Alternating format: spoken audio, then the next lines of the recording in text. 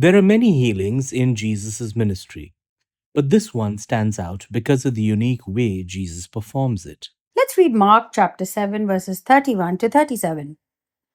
Then he returned from the region of Tyre and went through Sidon to the Sea of Galilee, in the region of the Decapolis. And they brought to him a man who was deaf and had a speech impediment, and they begged him to lay his hand on him. And taking him aside from the crowd privately, he put his fingers into his ears, and after spitting, touched his tongue. And looking up to heaven, he sighed and said to him, Ephata, that is, be opened. And his ears were opened, his tongue was released, and he spoke plainly. And Jesus charged them to tell no one.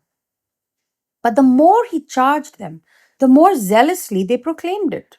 And they were astonished beyond measure, saying, He has done all things well. He even makes the deaf hear and the mute speak. This story is set in the 10 towns, the Decapolis, a large Gentile region. A man who is deaf and has a speech impediment is brought to Jesus. His friends know Jesus can help him. Jesus takes him away from the crowd and gives him his individual attention. Jesus puts his fingers into the man's ears, he touches his tongue, and then he looks up towards heaven, praying. But why did Jesus sigh? I'm glad you noticed. Mark is the only gospel that records Jesus groaning or sighing. Once here, and then in the next chapter, chapter 8, when he sighs deeply after the Pharisees demand a sign. Is this Jesus saddened by the state of his once perfect but now broken world? Yes, and now Jesus enters broken creation to touch, heal, and restore it.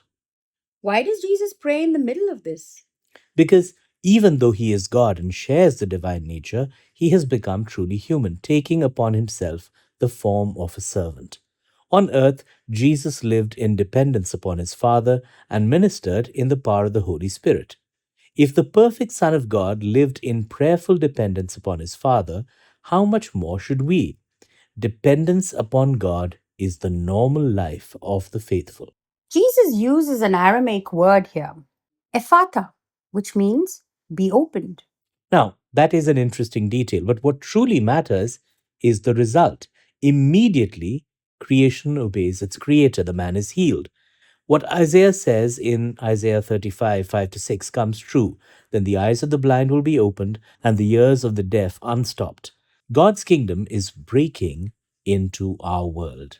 What do we say about the interesting echo of Genesis in the crowd's affirmation at the end of the passage? They say, He has done all things well. Yes, it reminds us of God looking at his creation and calling it good. Now, through Jesus, broken creation begins to be made whole again. As the crowd confesses, He has done all things well. And nowhere will that be more perfectly demonstrated than on the cross.